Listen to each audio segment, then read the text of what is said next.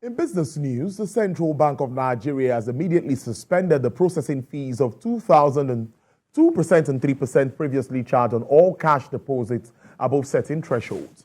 This was revealed in a letter signed by the Acting Director of Banking Supervision, Mr. Adetono Adedeji. But suspension shall remain in effect till April 30, 2024. The Apex Bank further revealed all financial institutions should accept all cash deposits from the public without any charges going forward. Recall that the bank imposed processing charges on cash deposits above 500,000 naira for individuals and 3 million naira for corporations, as contained in the guide to charges by the bank, other financial institutions, and non-bank financial institutions. That was on December 20, 2019. In a significant development for Nigeria's oil industry, now the Dangote Refinery has received its first shipment of Agbami crude grade from Shell International Trading and Shipping Company Limited. This marks a major step towards increasing Nigeria's local refining capacity and reducing its reliance on fuel imports. We have details in this report. Despite being Africa's most populous nation and one of the continent's largest crude producers, Nigeria has depended on import to meet local demand because of underperforming state-run refineries. This is changing as the Dangote Refinery's receipt of almost 1 million barrels of Agbami crude grade from Shell marks a significant step towards increasing Nigeria's local refining capacity and reducing its reliance on fuel imports. After many years of delays, the more than $19 billion facility is expected to play a pivotal role in boosting the country's oil industry. Speaking to the media, the company said the cargo arrived on a chartered vessel and was discharged into the refinery's crude oil tanks. Right behind me and facing you is the vessel we have all been waiting for. That's the MT Otis that's come to deliver about 999,000 barrels of crude for the Dangote Refinery. And the vessel, as you can see, is being assisted by two 80 tons bollard pull capacity tugboats, MPA tugboats, and with experienced MPA pilots trying to bring the vessel to the SPM. Commissioned in May by former President Muhammadu Buhari, the facility in the Lekki area of Lagos State is billed as Africa's largest oil refinery. Dangote Refinery is one of Nigeria's single largest investment and is expected to contribute significantly to the nation's economic growth. Without any shadow of a doubt, this is a testament to the can-do spirit of the Nigerian, and especially the irrepressible son of Africa, the president of the Dangote Group. And we can see, despite all odds and challenges, this project is coming to a fruition.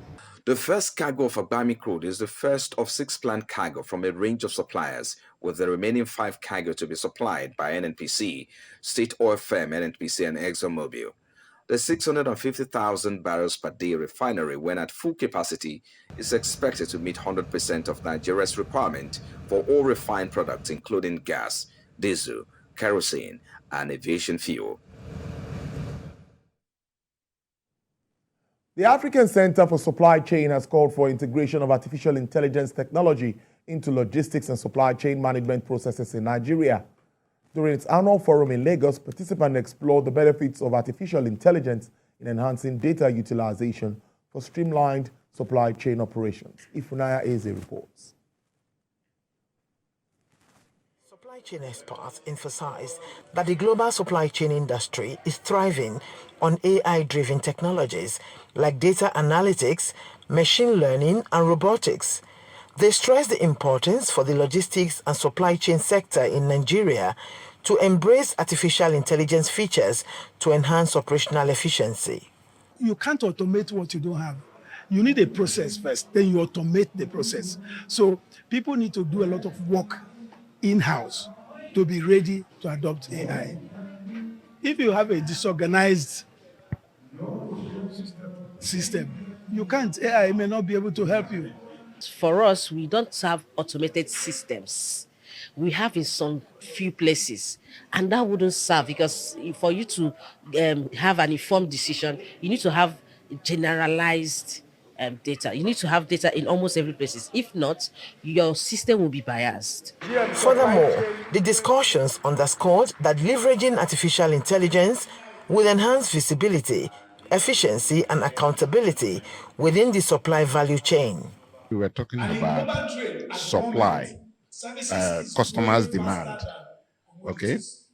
If you have the data and you analyze it using data for last year, 2 years ago, 3 years ago, you can project and say, okay, in the next year, we are likely to, this is going to be the demand for our products.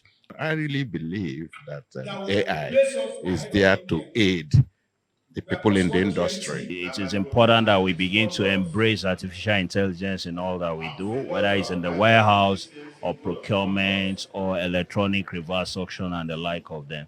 The potential transformative impact of artificial intelligence on Nigeria's supply chain landscape was highlighted alongside the public presentation of a book on services export in practice, seen as an initiative to bolster knowledge in exportation. Ifunanya Eze, TVC News, Lagos.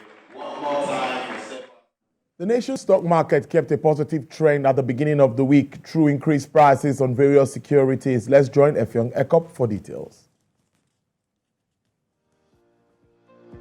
Business in companies' equities and government bonds stayed with improved indices across various market sectors, helping companies to top up gains. With trade index at 0.16% across sectors, the stock of Ecobank Transnational Incorporated took the highest gain above 2% following fund managers' rush for its shares. Boa Cement followed with substantial value, just as Charms, Deep Capital, and Academy Press all made gains. Downside traders in the market included First Bank Holding, CNI Leasing, Access Corporation, Cornerstone Insurance, and Keveton Aviation. Outside of Nigeria, African markets closed in mixed territories. The Johannesburg Exchange in South Africa closed business negative, followed heavy sales pressure. The market in Nairobi, Kenya, equally lost steam due to investors' push to take cash from their investments. Finally, the stock market in Accra, Ghana ended deals flat on the back of low interest for stock picks. Effiong Ekop, TVC News, Lagos. Crude oil prices rose today, extending gains for a second session as U.S. efforts to replenish strategic reserves provided some support, although concerns of crude oversupply and softer fuel demand growth next year persisted. U.S. West Texas Intermediate crude is selling at $71.50, with an upsurge of 0.38%. Brent also experienced an uptick of 0.45 to sell at $76.18. Bonny Light also recorded an upward review of 2.09% to sell at $76.66. For the OPEC basket, crude dealers are offering $78.31, trading flat.